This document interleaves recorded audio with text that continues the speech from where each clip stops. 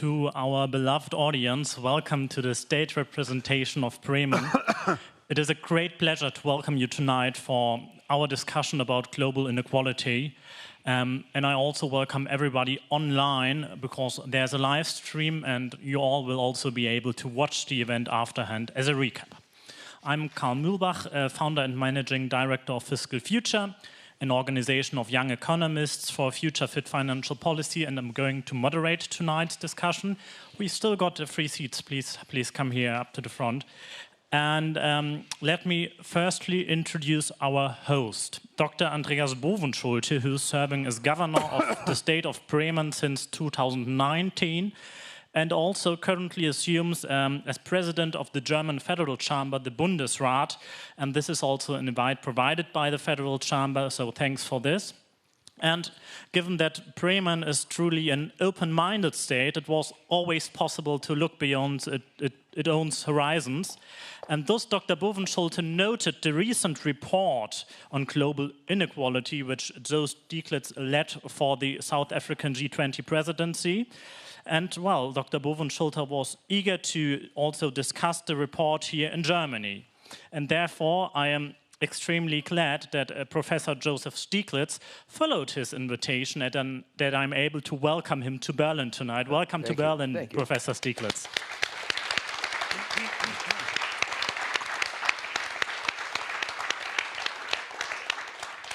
He is one of the world's most influential economists and public intellectuals, and over more than 5 decades, his work has fundamentally shaped how we understand markets, globalization, development, and above all, also inequality. He is a Nobel Prize-winning economist, a former chief economist of the World Bank, economic advisor under former President Clinton, and the author of numerous landmark books on the global economy. He argues, and that is really important for today's topic, that inequality is not an inevitable byproduct of economic progress, but rather the result of political choices, institutional structures, and in his words, the rule of the game. His recent work, The Origins of Inequality and Policies to Contain It from last year, brings together decades of research into a comprehensive framework for understanding how inequality is produced, reinforced, and potentially reversed, both within countries and globally. And the current moment is marked by geopolitical fragmentation, technological disruptions, by the climate crisis, and also by a growing concentration of wealth and resources and power. And therefore, Professor Stieglitz has led a aforementioned report on inequality for the South African G20 presidency. And he argues in the report that inequality should be treated as a global challenge requiring international coordination comparable in ambition to the world's response to climate change. So this is really a groundbreaking thesis we're going to discuss tonight. And we are therefore extremely fortunate to have him here tonight with us today to discuss not only the causes of global inequality, but also what governments, institutions, and societies can realistically do to confront it. We're going to have a moderated discussion for like half of the time, more or less, and then we are also be possible to include questions from the audience to our great panelists. And I've said many words. I'm going to start into the topics directly. Professor Stieglitz, you're considering inequality as one of the defining global challenges of our time. Do we have such a big problem with inequality? Yes, we do. And it's having a major, profound effect, not only on the economy, but also on our politics, on our society more broadly. If you look across the countries in the world, in most of the countries, there's been significant increases of inequality. It's not only a measure like the Gini coefficient. It's the extremes of inequality. The picture of Donald Trump at the inauguration surrounded by the oligarchs gave a picture of who was running America. The pictures of people at the bottom who are struggling to get by are also so telling. And it's not only within countries, it's between countries. The fact that it's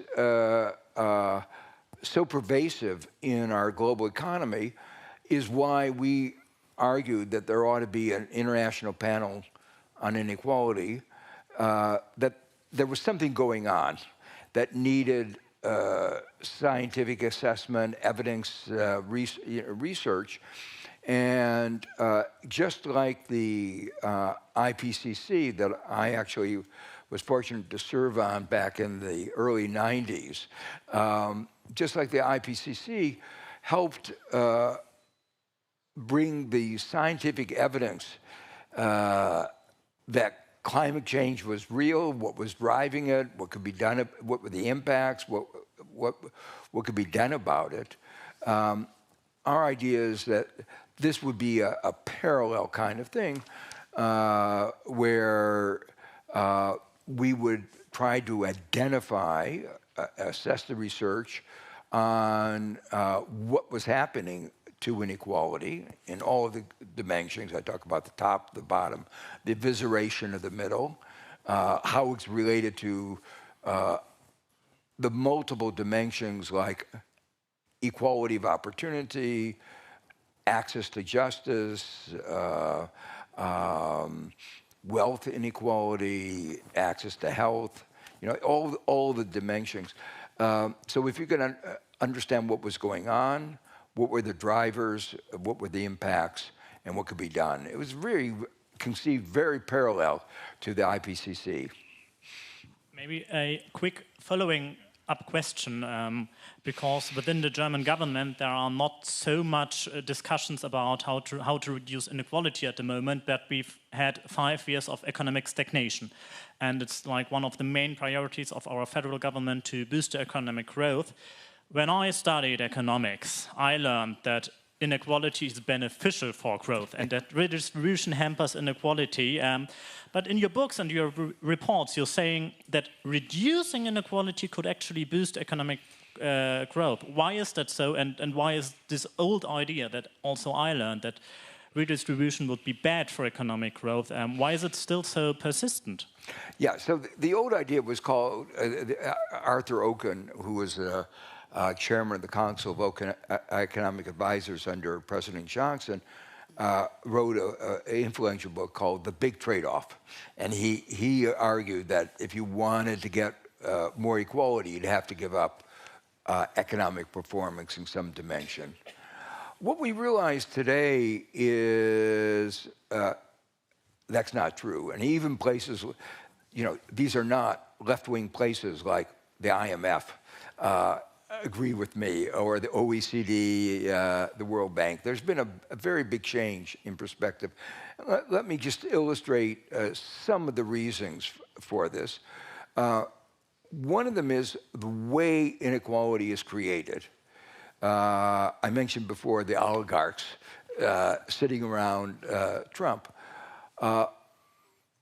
Most of them have gotten at least part of their wealth from exploitation of market power. The tech giants have all been accused, convicted of abuses of market power in every continent around the world. And we know from standard economic theory, exploitation, monopoly power reduces economic performance and actually even impedes innovation. A second aspect of this is that at the bottom, if you don't invest in children, they're not going to be able to live up to their potential. And you're wasting, you might say, your most important resources, your human resources. Well, if you rely just on markets, you won't get adequate levels of investment. And unfortunately today, there's a lot of inequality in access to education, health, and even nutrition, so that those at the bottom aren't getting the resources they need while they're young to live up to their potential. So if you, in a concerted way, made a bigger effort to address these, you might call them childhood deprivations, you would have a better functioning economy. So that was a very insightful explanation on the adverse and the cruel consequences of inequality as well. And now I wonder if you talk about things such as malnutrition and stuff. We're here in Germany, in a really rich country, in Berlin, like in this year rich city already, and Mr. Bovenschulte or Dr. Bovenschulte, you chose to make inequality a topic within your presidency of the German Federal Chamber. Professor Stieglitz just described inequality as a global challenge. Is it also, how is the level and the state of inequality in Germany? Is it also defining national challenges in your point of view? And what are the most pressing issues when you think about inequality in Germany? Yeah, thank you very much. Of course, it is also a topic in Germany, but let me first of all say, dear Joe Stieglitz, that's a very great honor for me to be discussing this topic with you. I don't think that I can add on a scientific level anything to your insights, but maybe discussing how the practical consequences are here in Germany relate to the importance of the topic on an international basis.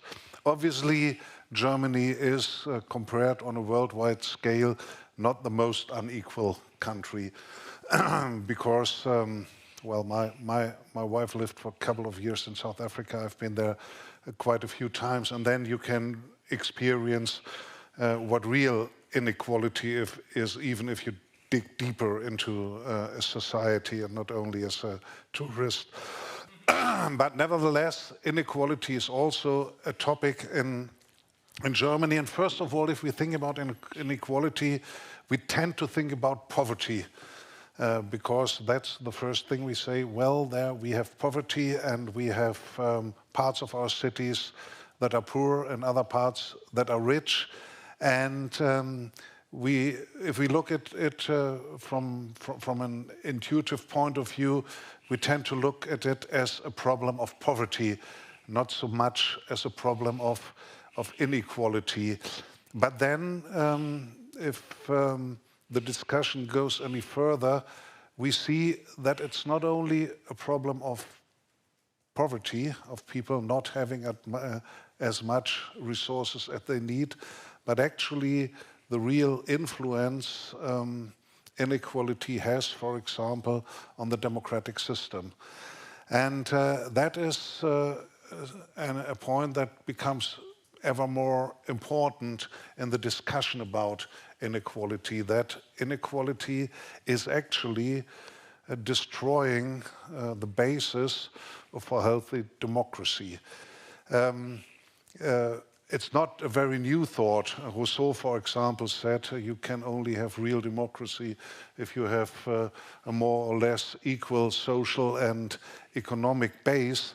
But as long as the problem of inequality doesn't become too big, then the adverse effects on democracy are not that visible. But when it becomes very big, and after a certain point, then we see how much more political influence people with money have, that they are able to give large donations, that they are able to buy media, news, for example, and all these kinds of things.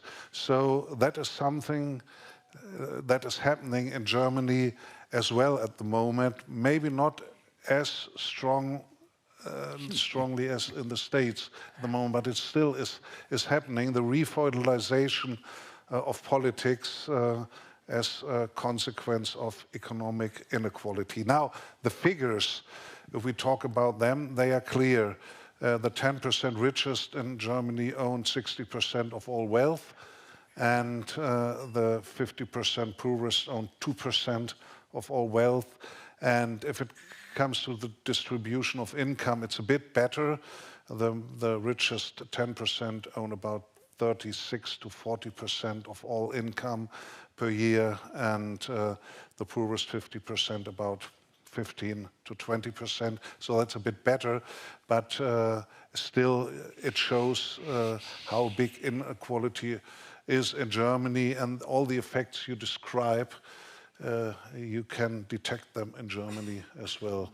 The bad influence on democracy, and of course on economic growth and on the cohesion of society. So maybe we don't have these really impressive pictures of the oligarchs sitting around Trump, because our billionaires tend to be a little bit more shy. But Dr. Bovenschulte, you presented us with a figure. I mean, you said inequality is more than just poverty. We need to look at the concentration of wealth and power.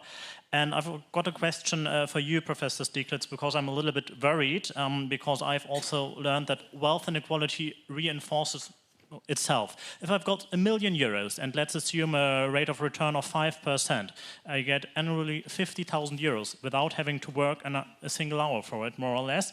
€50,000 is more or less the median full-time income of an employee in Germany. So it's what the normal person works for within a year. So if we've got billionaires, it's not 50,000, but €50 million annually as income. And my question for you is, when there's such a strong self-perpetuating dynamics of wealth inequality, like, is it even possible to reduce inequality, and aren't we just powerless with these kind of dynamics? Well, yes, it is possible. As you began your remarks, you talked about inequality being a choice. One aspect of that choice is the tax system. And one of the things that Donald Trump did was to lower the tax on the billionaires, as if they needed it desperately, and take away health care for the middle class and for lower income people to pay for a tax cut for billionaires. Now, one of the advantages of being a billionaire, this is a hearsay, but but it's in the data, is that the people at the top actually pay a lower rate than those down below. And what does that mean? That means that if they save their money, it compounds at a higher rate. They're getting a higher rate of return. Partly they may have monopoly power that gives them that, but in addition to that, they're not taxed on it. And when you have a lot of money like that, you have the ability to buy the most expensive tax lawyers and to lobby. You were talking about campaign contributions. One, we were at Davos with a meeting where one of the senators was talking about why he likes the idea of campaign contributions, investments, because he says, those people who give me money want to be sure they get a return for it. So it was like, it was blatant, open that, when people make these contributions, these are not charitable contributions. These are investments. These are investments for which they expect a return, and they track whether they do get a return. So that's one way that we can do it, try to prevent this plutocracy. One of the disturbing statistics in our G20 report was that it is expected that over the next 10 years, $70 trillion will be passed from one generation to the next among the very rich. And so unless we do something about that, we are in the process of creating this inherited plutocracy. So luckily in Germany, the rules on donations to political parties and candidates are a little bit stricter, but they're still it could be more ambitious as well. But you talked about, your first answer was how the tax system may be able to influence, to shape, and also to reduce inequality. And you also talked about that 70 trillion of US dollars are going to be passed to future generations, and therefore I'm going to ask you a question about the tax system, because for me it is really clear what would like the arguments of Joe Stiglitz would imply. It is also written in the report for the G20 presidency that to counter the rising inequality, it is advised to create tax system and tax schedules more progressively. But currently, we are not having so much a debate about inheritance and inheritance tax. We had at the beginning of the year with the Social Democratic Party yielding a proposal, but at the moment the federal government is rather discussing about reducing the income tax. And while within the coalition agreement it is stated that for those with low or middle income, there are current discussions on whether high-income individuals should also face a lower tax rate. Dr. Bovenschulte, what do you make of the current discussions, and within this world of a rising inequality within like an economy where right now in Germany more than half of wealth is not has not been worked for by the people, by the person itself, but has been inherited? What would you propose, or also what did you propose in the past to the federal chamber when it comes to the German national tax system? I come to the tax policy in a minute, but let me first present my firm belief that what you don't get right on the primary level of distribution, the distribution of market income, you are not able to fix on the secondary level with tax policy, although tax policy is very important. But the first level we have to think about is the distribution of market income, the primary distribution. And if you don't get things right there, you'll really have a hard time to have a good tax policy and to get the results you want to have. So what we need, first of all, is a system of labor and work relations and a system of organizing our economy where you get a more equal distribution of market income. That means strengthening collective bargaining. That means strengthening labor rights. That means strengthening all sorts of institutions that actually favor a more equal distribution of profits and the fruits of economic activity, because that is the fundamental way and the fundamental level of economic distribution. And then you come to the second level, but as I said, I'm very much convinced that the first level is very, very important. And of course, the tax policy also is very important. But maybe, Joe Stiglitz, you would agree we first have to tackle the primary distribution of market income and then come to a just tax policy. Yeah, I agree with you. We call it pre-distribution, but there are, and I was going to add to what I said before, elements of better pre-distribution, market distribution, are, for instance, better control of monopolies.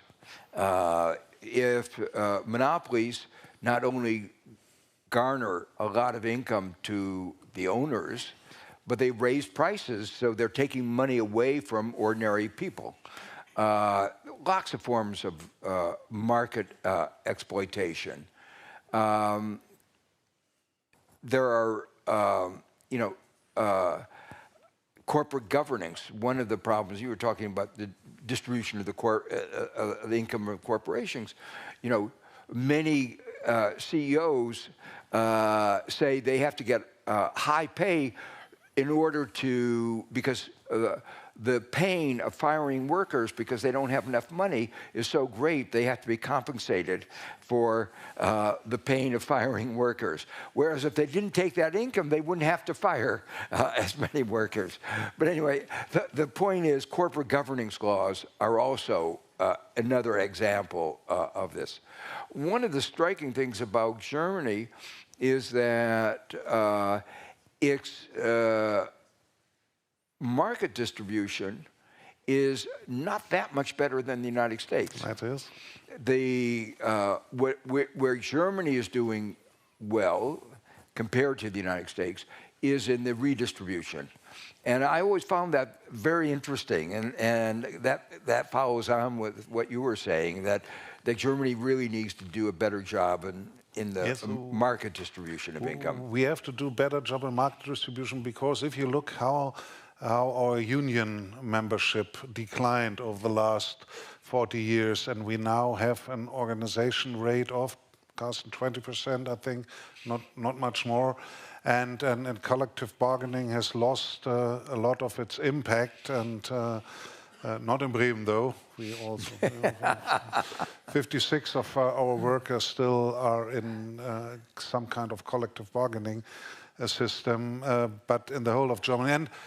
And what I read in the aftermath of the financial crisis, the IMF did a report, and there was one figure I never forgot, because there was a curve showing on a worldwide scale the development of union membership, and it was since 50 years a straight down a race to the bottom. And I thought, we'll never be able to fight inequality if we are not able to change and reverse that trend. Of course, tax policy is very important, but if we have this development on a worldwide basis of union membership, and then the sort of the crisis of collective bargaining will never change on a worldwide scale the distribution of income, because on the pre-distribution level we have this big problem. And of course, then on that there's the problem with the tax system, and it's true, Germany has a pretty good record on the redistribution level of our social system and our tax system to make the distribution of market income less unequal or more equal. That is true, but of course we could do much more. And one point is what you said, Carl, the inheritance tax, because that's one of the biggest problems in our tax system, or one of the most unjust features of our tax system, because most of the big inheritances, they are not taxed at all, because we exempt the companies and what we call Betriebsvermögen, the wealth that is connected to companies, because the argument is it's used for economic purposes, so you can tax it, otherwise you will threaten the existence of the company. And with this ideology, we currently have a system where an inheritance between 50,000 and 100,000 euro is taxed more than one of 1 billion more in respect of the effective tax rate. And that, of course, is really, really unjust, and we should change that, and probably our constitutional court will force us to change that. But the conservatives and market liberals, they are defending the current inheritance system with to the last drop of blood, because for them that's really the core of their ideological belief. Yeah, and part of the point is that you were mentioning that narrative about why you can't tax businesses. The media has an enormous influence on what we believe. And particularly in America, I don't know the situation in Germany, but in America, you have the Washington Post owned by Bezos. You have the Wall Street Journal owned by Murdoch. You have Twitter now X, controlled by Elon Musk. The whole media landscape is one where the billionaires, and this is true in most countries, have disproportionate voice in the public dialogue and get to articulate those particular arguments why taxing inheritances would be bad, and people come to believe it. And that's really part of the dangers of the perpetuation of wealth. It shapes the public narrative. And it's also part of reasons, I think, why extreme wealth inequality at the top particularly is so corrosive for democracy. It leads to ordinary individuals not trusting anything, thinking the system is rigged, because in the end they see things like people at the top not paying their fair share, and they say something's wrong here. Yeah, there are so many twists and turns in the discussion with the effects you describe about people with a lot of money having disproportionate influence on the public discourse. You know what happens in Germany, but I think it's in a lot of countries.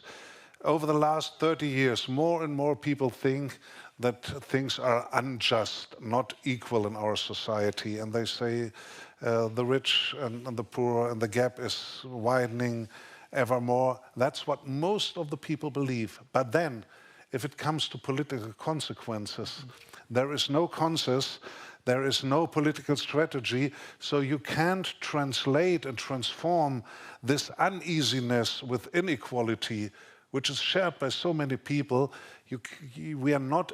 We don't manage to transfer it and transform it into political action, because our public discourse is so diverse, diluted, disturbed, and twisted that you don't get that much support for a just tax strategy, for example, or for other concrete political strategies to change sort of inequality. What you get is a feeling that things are unjust, and you get ressentiment, but you don't get, well, you don't get class consciousness as well, but you don't get a sort of a political consequence or political strategy out of this feeling of things being unjust. And I suppose it's the same thing in the US and other countries as well, because people think it's not going right, but they don't draw the right conclusions out of it because they don't think it can be changed. Go ahead. Oh, maybe one aspect, but feel free to add to your response, whatever you want to add, whatever Dr. Bovenschulte provoked to you. The feeling he just described, that people are feeling it is unjust. We also see in Germany that some people, they increasingly care about wealth inequality. They try to create awareness for this conflict of the poor or the middle class against the super rich. But we also see that political parties have a rise in power who do not see a conflict between rich and poor, but who rather construct a conflict between people who have been living here or whose families have been living here for hundreds of years, versus people who have come more recently to enrich our country, our economy, our society, which is rather worrying.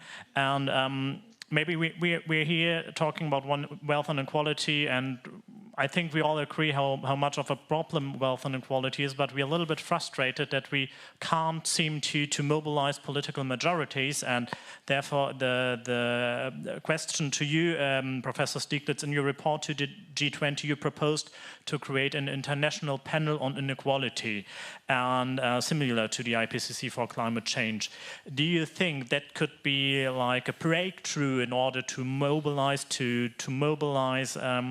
the power needed to reverse inequality in order to counter the media ownership by billionaires with facts? And are you hopeful that such an IPI, International Panel on Inequality, will be constituted? Well, yeah, I am hopeful that it will be constituted. We're working on it very hard. We've had several meetings of governments that have indicated that we'll support it. They'll provide finance.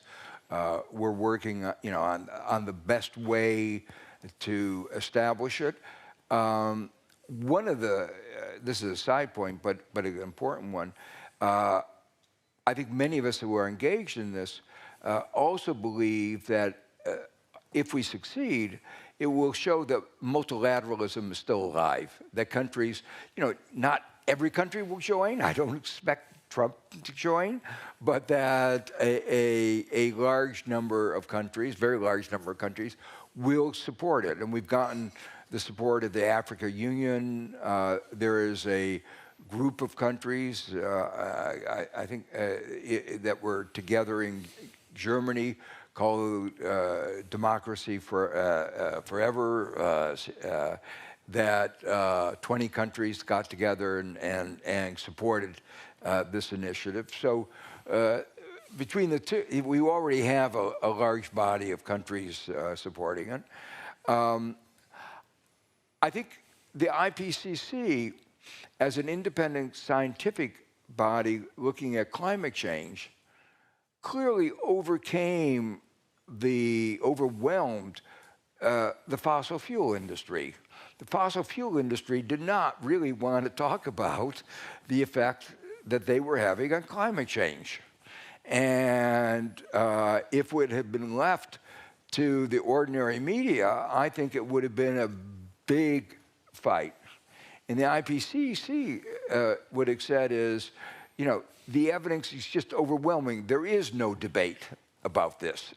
You know, when I say no debate, we still have a president of the United States who thinks it's a hoax, but you know, 99% of the people in the world understand that climate change is real and it's caused by greenhouse gases. It's something that's scientifically been known for more than 125 years, that this would happen. It's a great achievement of science.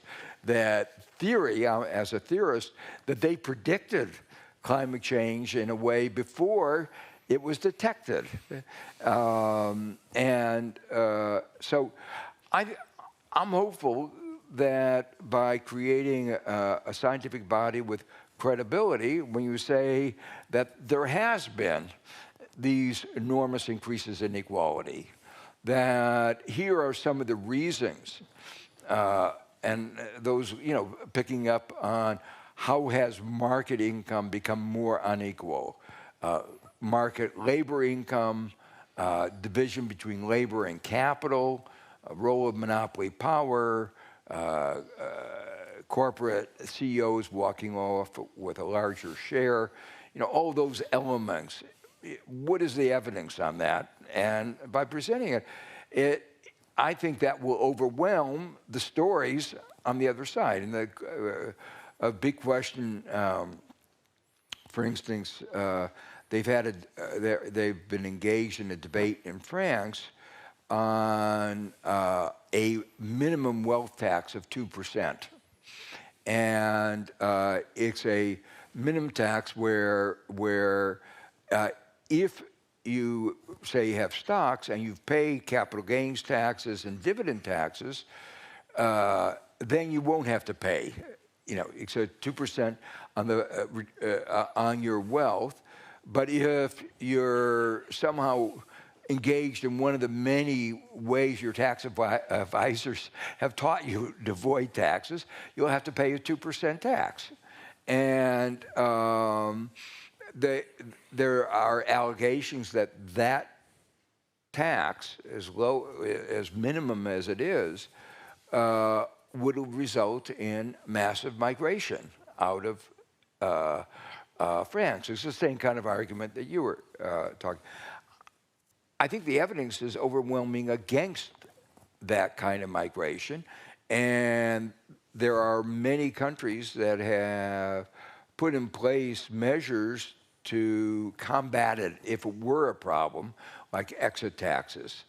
So by presenting that evidence and by presenting policies which can mitigate whatever adverse effects arise, it will change the debate.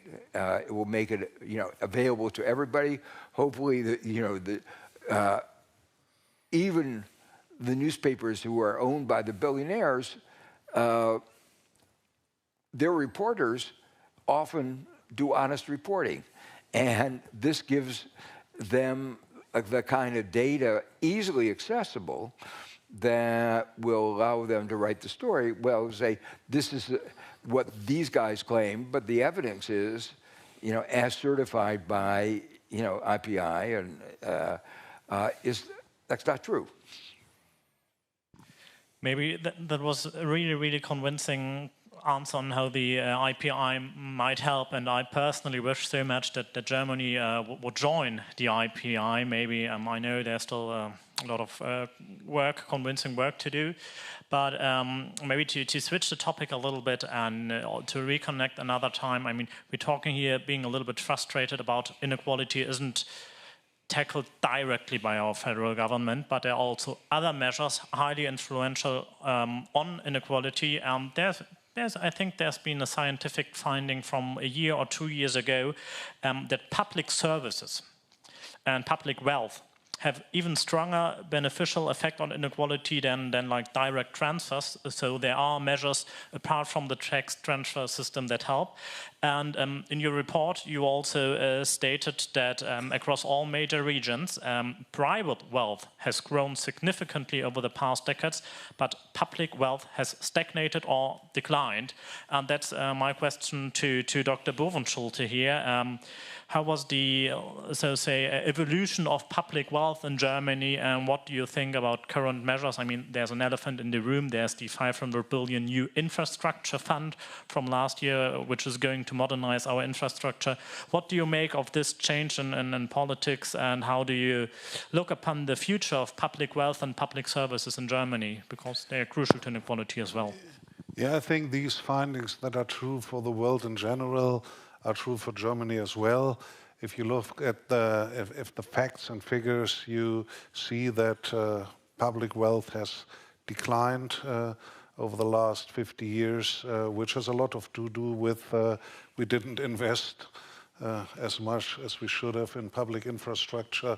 So at the moment, actually, our net invest is below zero in Germany, of public and of private as well. So that we have a combined public and private net invest that is below zero, which is really a problem. But the problem with the public investment is a problem we've experienced for the last 20 years or 30 years, with a consistent going down of investment rate. And of course, that's a problem for public wealth. At the same time, private wealth has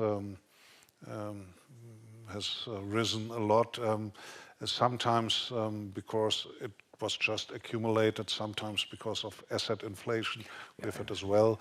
So you can't only look at the figures, but these figures are compared to the gross national product, our reality. So yes, we have inflation of private wealth and a decline of public wealth. And what is even more important, I think, or at least as important, if you take the wealth, the private wealth, and put it into account of gross national product, so what is sort of the economy is able to produce within 1 year, then the ratio has changed. Yeah. So and in favor of wealth.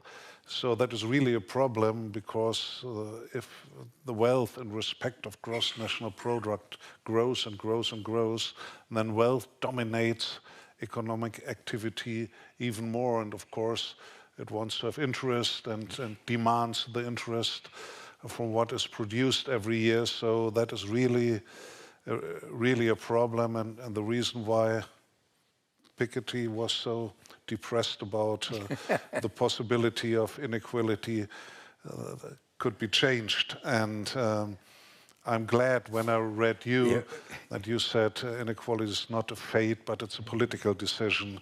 Because when I read Piketty, I thought, well, we are doomed unless we have a war, and only when we have a war then it's able to reduce inequality. But who wants to have a war to reduce inequality? So it seems a very bad situation, and I prefer, for practical reasons, your point of view. But so I'm very much love the idea of having an equivalent to the IPCC, an International Committee of Economic Inequality, and I have my experts for the Bundesrat sitting in front of me. It might be a good idea just to have a resolution from Bremen that we need and support as Germany the building of and development of such a committee. Of course, then everyone will say, oh, Bremen again. But I couldn't care less. That's if you have a reputation, you have to live up to it, and that's the reputation of Bremen. So we should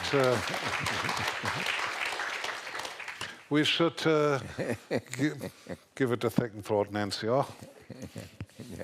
I just wanted to highlight one of the ironies is that before 2008. The financial sector had enormous influence in setting the regulations, in fact, in deregulating the financial institutions in the United States, and that their influence led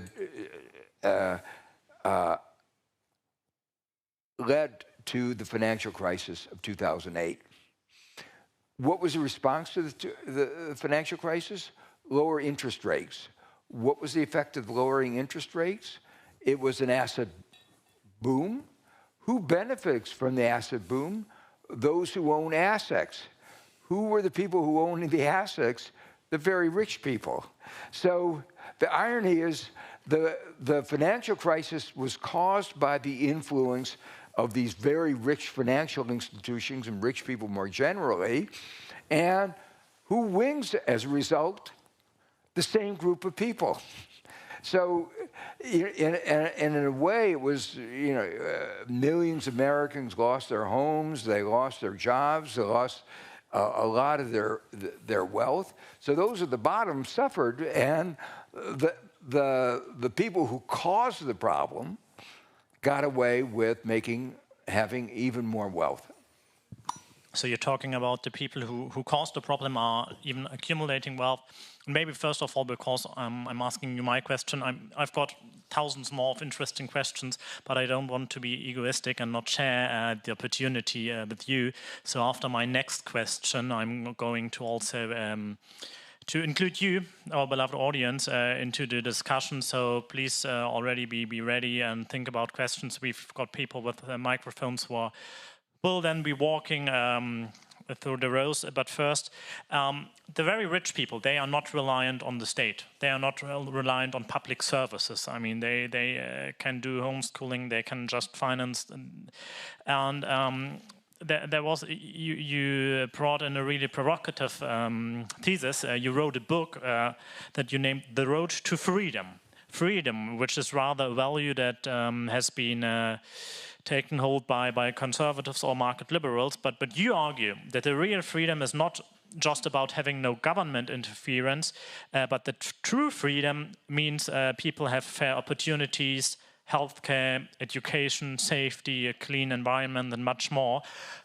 Could you briefly summarize, what does this imply for the role of the state and the government, in order to bring maximum freedom to the people?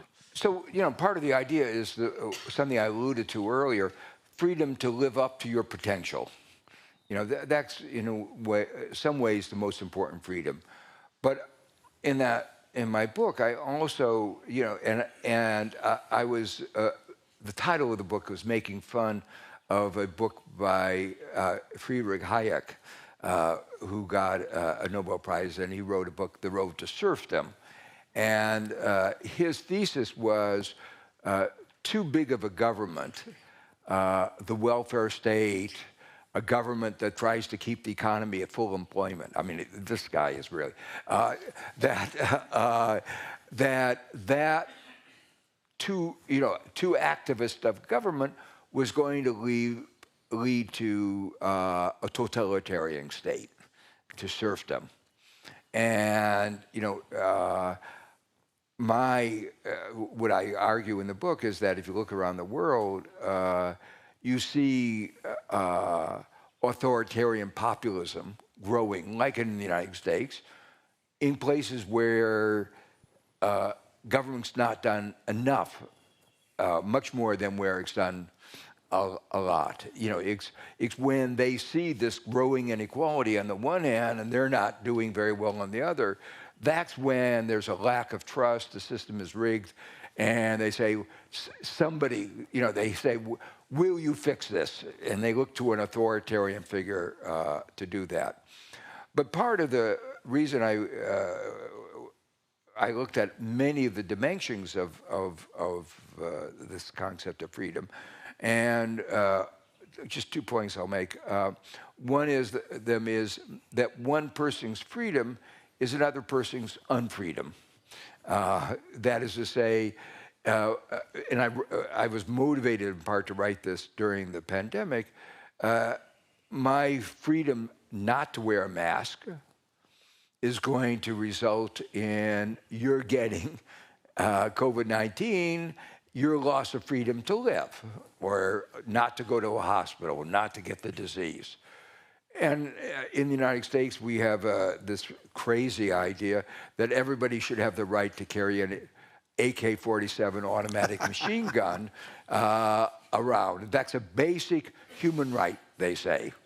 And again, one person's freedom is another person's unfreedom, with everybody walking around, and people actually do walk into places like everywhere, in places like Texas, into grocery stores, into a drugstore, carrying guns.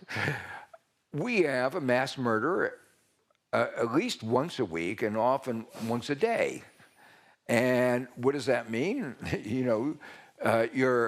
The freedom to carry a gun has meant the loss of freedom to live.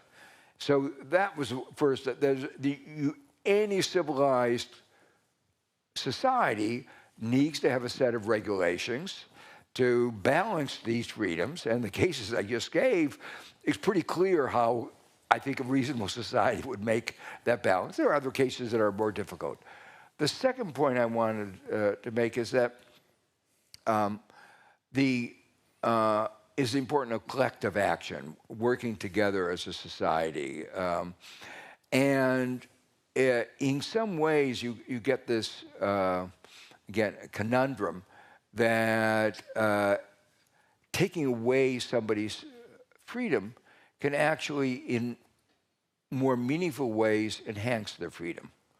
So let me give you an example, again, related to COVID-19, which was that at that moment, we would have, there was a real risk that we didn't know how long that disease would last, how vicious it would be, how many people it would kill. And what saved us in the end was the development, particularly of the mRNA vaccines. But the development of those mRNA vaccines were overwhelmingly financed by government. And the existence of the mRNA platform, the basic idea, was supported by public research entirely. It was really work done at University of Pennsylvania. It was a really global effort. It was really interesting because people from all over the world were working there and contributing to this effort. And that meant, because that existed, very quickly we developed the vaccine in a matter of a couple of months. That had to be tested, but the development of the vaccine was amazing. But what is the point of this? Well, if we, that research cost money. And if you didn't, and money means you had to tax. Tax is a form of compulsion. It's taking away your freedom. You wanted to spend it on something else, and you are told you have to spend it. But in the end, would you rather die, or would you rather have an mRNA vaccine and live? Almost everybody would say it's better to contribute to this collective effort to have science enable all of us to live longer in a meaningful sense. That tax has expanded our freedom. And there's just so many more examples I could give that are exactly like that. Absolutely. Those are wonderful examples. And as promised, I'm now reducing my own freedom to ask questions in order to enhance your freedom to ask questions. And please, wonderful stuff with the microphones. Maybe you can coordinate yourself and like have a view that we've got a good mixture of old and young and male and female people.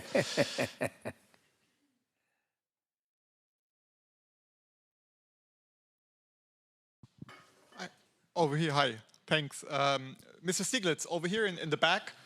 Thank you so much. I'm wondering, in case you've been following the overall German political discussions, there's a debate going on welfare reform, healthcare reform, pensions reform, and other things. People are complaining that the economy hasn't been growing in 7 years and so on. What is your take on the current situation in Germany overall? In case you have an opinion on that, thanks. Well, I don't view myself as an expert on the German economy, and maybe you want to comment on that more. Let me say, I think the lack of growth, from what I've seen, has been largely a result of a couple factors. One of them is lack of aggregate demand.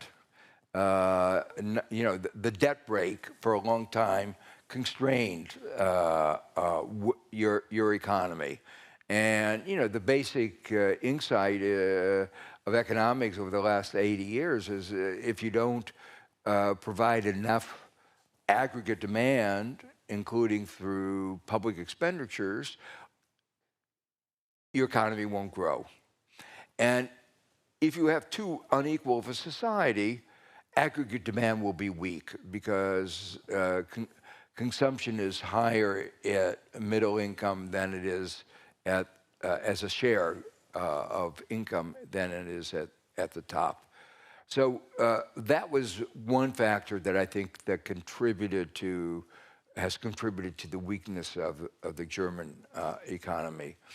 The second factor that was particularly strong in the aftermath of the Russian invasion of Ukraine was that you had a system of electricity that was where pricing was excessively linked to the price of gas.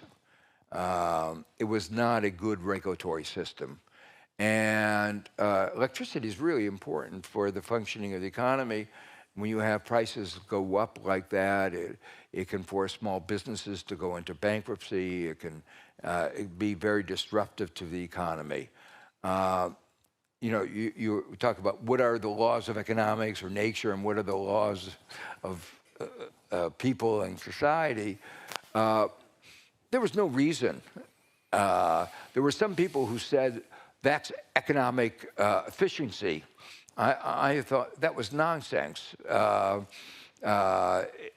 Prices can be a useful signal, but in this particular case, they were just redistributing income away from consumers, away from businesses to the producers of electricity. And Spain and Portugal had a different pricing regime, and they did better, and their growth since then has been much stronger. Maybe two questions here in the first and the second row we are going to accumulate. Yes? Sorry for also being male. My name is Florian Becker, Bard College, Berlin. I'll try to make this short. It seems to me, and this is by no means meant as an attack, I believe that there's a narrative here and an argument, or many arguments here, that we all share about Germany in particular. I'll just take 2 points of it. One of them is there is no wealth tax here. It exists in legislation, but it's ausgesetzt, it's not active, and the arguments against them are repeated constantly. And labor income is taxed very highly. I think everybody in this room knows this, and I'm certainly not blaming Bremen for anything here. But why have social democrats, maybe excepting the ones from Bremen, been so bad at making a relatively simple, compelling argument about economic inequality. And personally, I believe in this country in particular, the discussion, insofar as there is one on equality, it seems to be almost exclusively on income inequality. And even the basic facts about wealth distribution in this country are virtually unknown if you go outside this room. So why have social democrats been so bad at communicating this, and why are arguments that are made against a wealth tax, that is also for Professor Stiglitz, so easily argued against and not challenged? Are we able to accumulate two questions, or do you want to? Then the woman in the second row, I might aggregate, and if a question is lost, I'll ask it again. Also, at least my question to Andreas Brunschulte is linked to the question. Hello, my name is Sarah Ganta from Global Policy Forum Europe, but also from the steering group of the ICRIC Commission. Andreas Brunschulte, as you're already thinking with the experts in the first row about possible Bundesratsinitiativen, so one problem we have in Germany is that we know so little about wealth distribution. We don't have the famous Vermögensregister, the wealth, the asset registry. And to my understanding, most of the data we need is with the Länder. So would that be something that maybe also the Bundesrat could look into? That is the question to you. And then not linked to the previous question, but to Joe Stiglitz, coming back to the tax discussion, there's currently a new momentum in the international arena with the UN Framework Convention on Tax. And my question to you is, what do we need to, what outcome do we need from these negotiations to make sure that this new convention, which is actually a historical process, contributes to reducing inequality, and also what role can Germany play in it? Thank you. Yeah, interesting question, but let me reformulate it. Why didn't we, as progressive parts of society, not only the social democrats, but the unions, the welfare organizations, the other progressive parties, why didn't we manage to mobilize a majority at elections and in the political process in favor of a wealth tax, in favor of a better tax system, in respect of taxing labor and taxing capital, in respect of a better inheritance tax? Why weren't we able to do that? You see, I don't know if anyone, a lot of young people here, remembers the last big campaign we had on the wealth tax. It was called Umverteilen. Fair, written as fair. And it was a real huge effort 10 years ago, Carsten, 15 years ago, where we tried with a very big political movement, unions, parties, welfare organizations, to mobilize society for just tax policy. And this initiative fell flat. We didn't really were able to mobilize society for that. And that's what I described before, that we have this widespread feeling that everything is unjust and is getting always unjuster or more unjust. So if you have an opinion poll and ask whether things are all right, people say no. And the difference between rich and poor people is the gap is much too big. And then there's no political consequence coming out of it. And if you ask people, are you in favor of a wealth tax? You have 60%, 65% saying yes, and even of the Christian Democrats, a big majority says yes. And if you ask, you want a better inheritance tax, the same. But then it never, for some reason, transforms into political majorities. And that happened to the social democracy as well. Every time we campaign on that theme, we realize we don't make any political gains. It was a bit different when now the latest proposals on the inheritance tax came. That was really a couple of months ago. That was really a situation where we won over people in discussions. But I've experienced a couple of mighty campaigns that fell flat because for some reason we didn't gain really traction. And my explanation is that we have this diffuse feeling things are unjust, but that there is no discourse that really transforms that into a coherent strategy or worldview of the electorate. And so what comes out of the feeling that things are unjust and unequal is not people rooting for wealth tax, but people saying Grundsicherung muss gesenkt werden. And they are actually fighting the people who have not a lot of money with the people who have no money at all. It's the classical politics of ressentiment and not of real progressive political struggle. That's the situation we're in the moment. So it's our responsibility to change that, to transform the feeling that we are on the wrong track into a coherent political worldview in favor of wealth tax, in favor of a better tax system. And of course, our Constitutional Court didn't do us any favor when he struck down the last wealth tax with the argument that you shouldn't have a tax in addition of all taxes more than 50%. But that was, of course, not a constitutional argument. It was not a leading reason for the decision. So I'm not worried that a wealth tax would hold in front of the Constitutional Court. But we don't have no chance of a political majority for that. And inheritance tax, maybe we have this chance because the Bundesverfassungsgericht strikes down the current law. But what might happen then, we are not able to have a compromise on a new law, and then we don't have any inheritance tax at all. That's what happened with the wealth tax. It was struck down, and there was no majority for reform, so we now have no wealth tax. And if the Constitutional Court strikes down the inheritance tax, we are not able to have a political compromise on that. No inheritance tax anymore.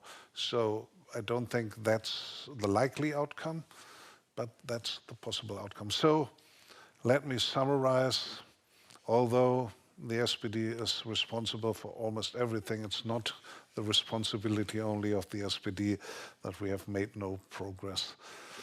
And now I have to admit that in defending the SPD, I forgot what you wanted to know from me, because I'm... Just said that, like the current, we need the federal, the states, the lender to cooperate more in order to like gather proper wealth register. Yeah, definitely. That would be a very necessary strategy, because what we experience, that's the core of Joe Stieglitz's proposal and of everything, actually of the statutory minimum tax as well, that if you collect data and if you coordinate and if you have transparency, then you actually improve the chance of a better policy. And this cooperation, of course, would be wonderful. I'm pretty much sure, but that if we make an Antrag in the Bundesrat, we won't really get a majority for that. Well, we try. I mean, just one remark, because there's a former governor of Bremen sitting here as well, and I remember that their party has already, like, for Bremen, collected the data and asked, like, who are our billionaires? What would be the revenue of our billionaire tax? Maybe, like, it's only the state of Bremen leading this, but there are at the moment, like, ideas and thoughts and concepts that are development. That just to quickly remark, Mr. Stieglitz. So I wanted to answer your question in a couple parts. I was in the Clinton administration when, which is supposedly a democratic, social democratic administration, when Clinton supported a regressive measure, which was the reduction in the capital gains tax. And who gets capital gains? It's people at the top, and it's part of the structure where capital is taxed at lower rates than labor. We had I'll say, within the cabinet, within the administration, a very fierce fight over it. And there were two arguments that were put forward. One of them was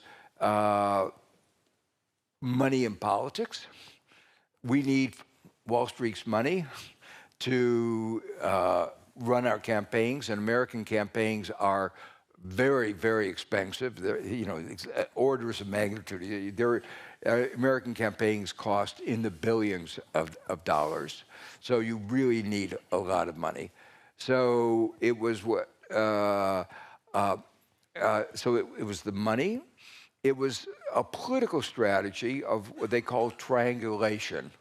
If we can take the ground of the Republicans, then why would we're nicer than the Republicans, so they'll vote for us if we, as long as we. But of course, we would then not be Democrats. But there were what I call closet Republicans in the Democratic administration who wanted the Democrats to become like Republicans. Then we would get the Democrat votes and the Republican votes. So there was that political strategy, and Clinton believed in that political strategy called triangulation. I thought, that was not a very good argument. And then there was one very influential economist in Treasury who argued for it, and it was basically kind of a neoliberal argument, but it was one of these things, if we just treat capital better, the economy will grow better. It was trickle-down economics. Everybody will benefit. And I think around the world, many of the social democratic parties bought into neoliberalism. It happened with Blair in the UK. It happened with Clinton in the United States. I won't go. Schröder. Schröder, yeah. So it was a common theme, and I think that's part of the reason that they bought into these doctrines, which actually, even at the time, had no intellectual basis. And one of the things for the IPI, I think, is to show what the research says. Just to take one example along the same lines, one of the arguments against a tax on corporate profits is it will discourage investment. But remember, corporate profits tax are taxes on the profits after you deduct the cost of labor and after you deduct the cost of capital. After you deduct it. So your investment is already deducted. So effectively, a normal return on investment is already exempt from the tax. It's the excess returns, the monopoly returns, that are all, and you want to discourage monopolies. So, if any economic analysis would say a corporation tax is actually good for the economy because it discourages monopoly power. Now let me come to the question on the UN Tax Convention. I co-chair something called ICRIT, the Independent Commission on the Reform of the International Corporate Tax System. And it has a terrible acronym. I can't even remember myself. So, but this was established around the same time that the OECD initiative to create a fair multinational tax system. Our suspicion was at that time that any proposal coming out of the OECD, which is the club of advanced countries, would not be fair to the developing countries. Even if they were invited into the room, they would not be listened to. And that's exactly what happened. The developing countries put forward their proposals. They were put aside. Oh, you guys don't know anything about economics. We do. And it was basically driven by US Treasury and their views. Now, the irony, of course, is in the end, the US refused to sign the agreement. And the pillar one, and there were two pillars, and the pillar two, they agreed to and then backed out of.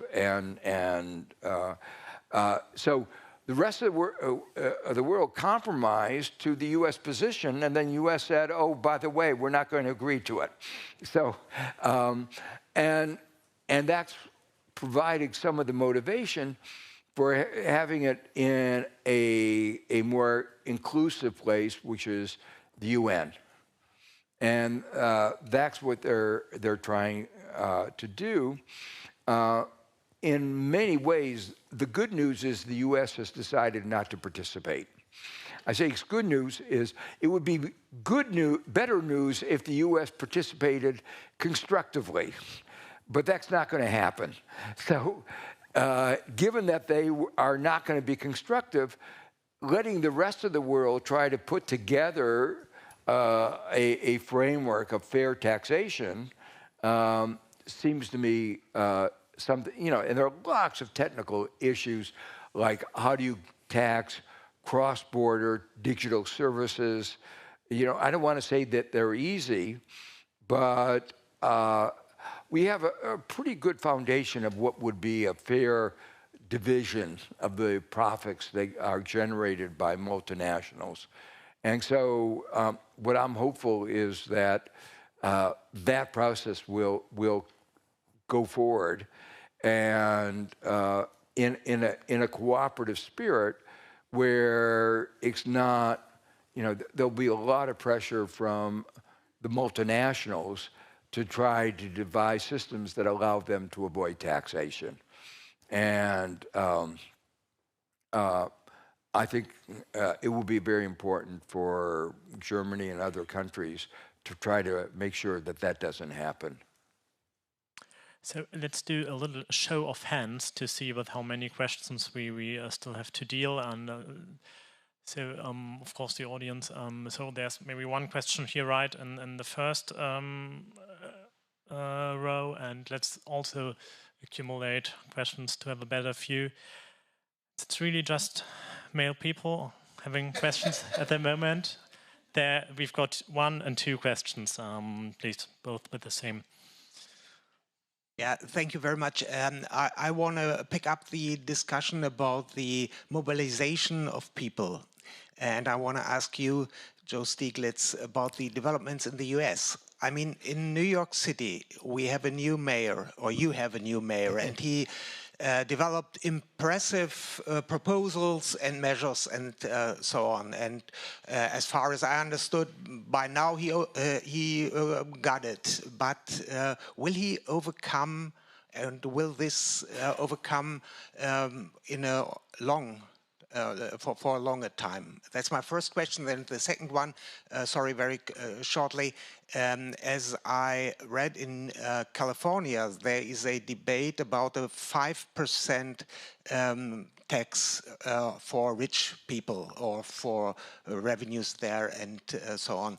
And there, as far as I understood, it's a public motion which will be decided in the end of this year. What will happen there, and what will this do to the US? Does all this have an impact in the policies of the US or the policies of the US states or cities or other activities to mobilize people? So 2 questions to be enriched by a third one. Thank you. I'm Margaret Talbot. I have many questions, but limited to one. And that one refers to the multilateral system, which we haven't discussed here. But if you want to internationalize the discussion on inequality, what role do you see for them, not only the UN, but also the multilateral development banks? I think the floor is yours. We love Madame. And the answer is that he shows how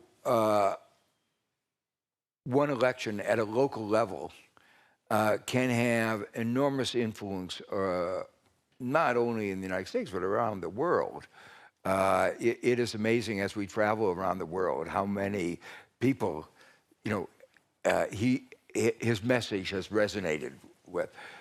In terms of American politics, his agenda that he's talked about, affordability, thinking about each of the components of how you spend your money. Of course, lack of affordability means lack of income. I mean, it's the same thing, but it's focusing on prices rather than on incomes.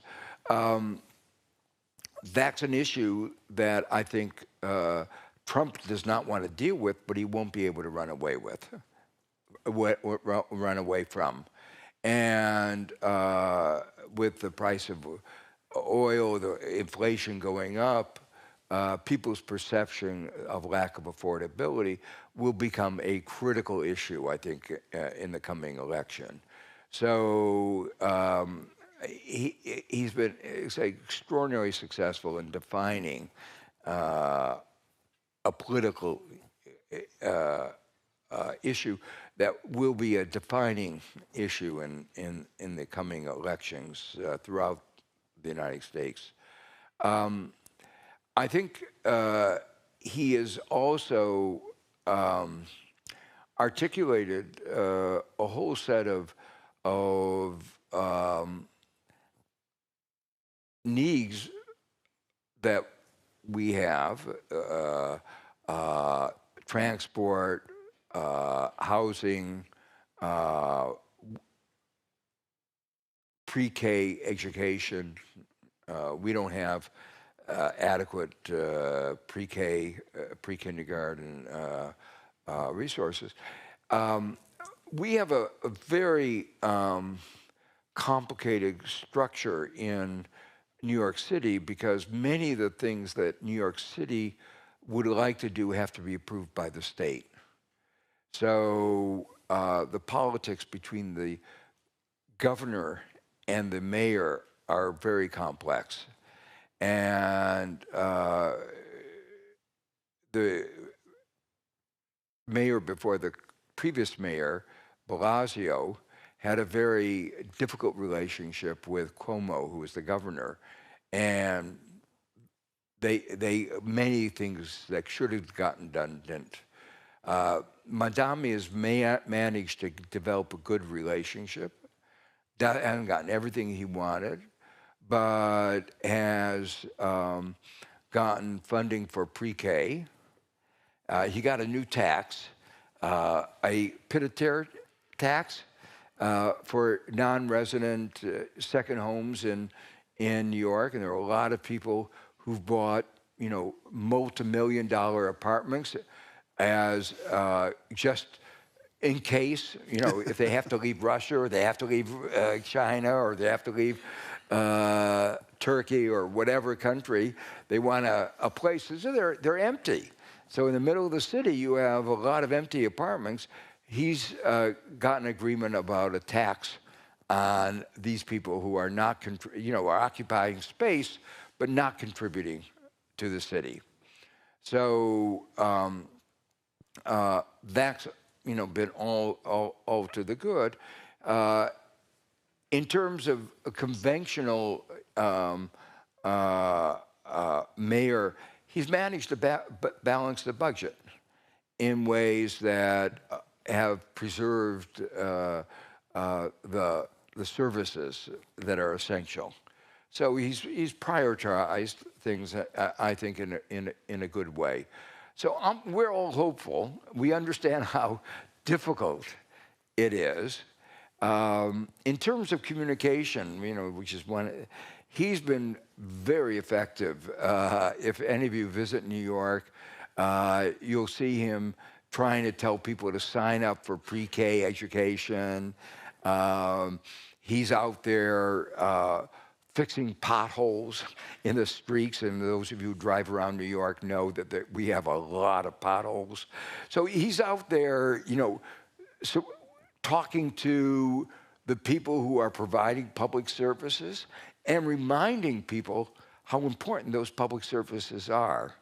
So as a politician, I think he's been extraordinarily successful and thoughtful. He's very thoughtful about these issues. And he's been, very, very continuing pushing on this broad agenda.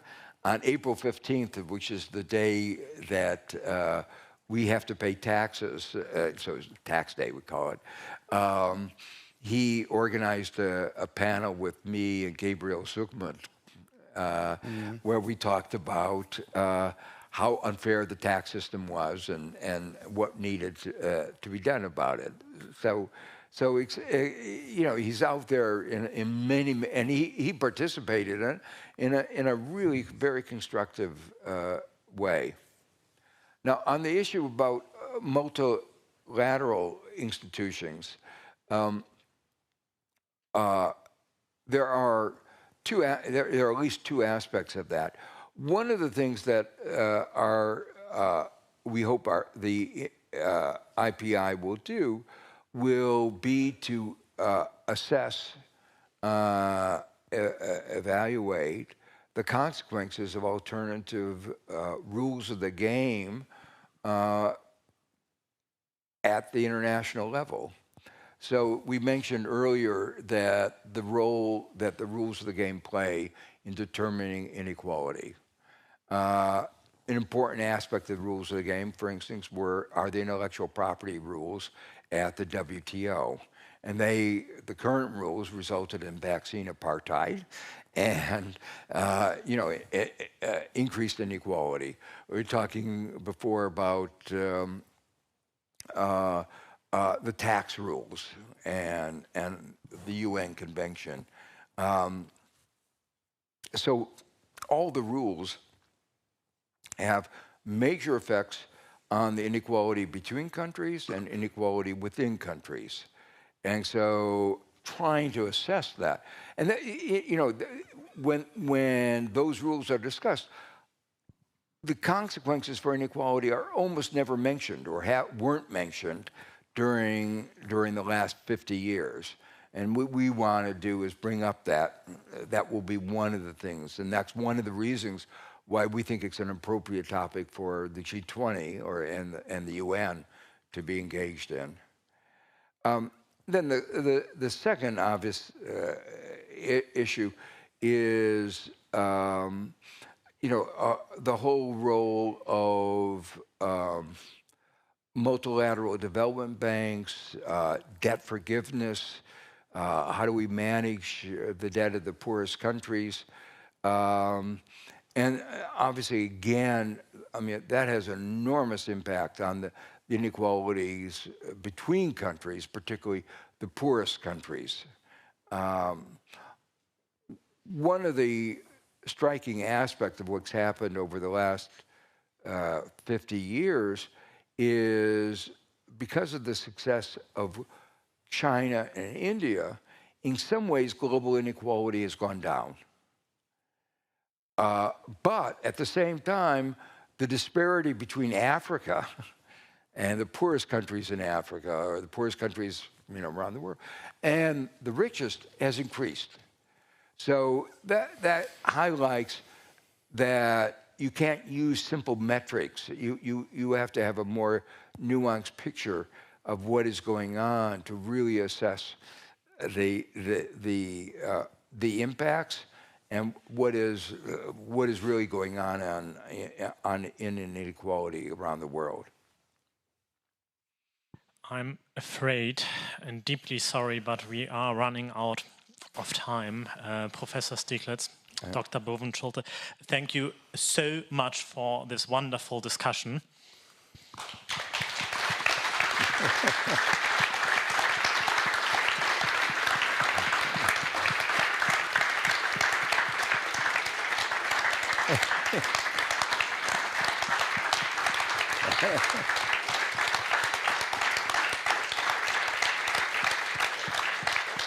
To enlighten the evening, we've each brought you a present of fine Bremensian wine.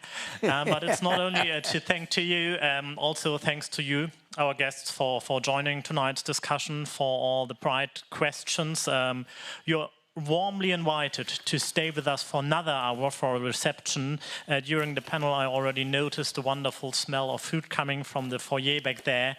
And also to all people following on live stream, thank you so much. And to the people who are watching this video on recap, thank you so much to dedicating your time to the truly decisive challenge of global inequality.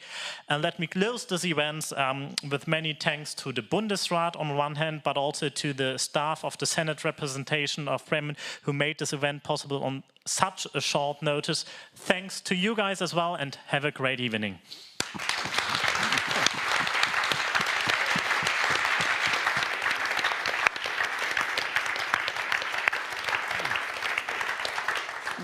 In our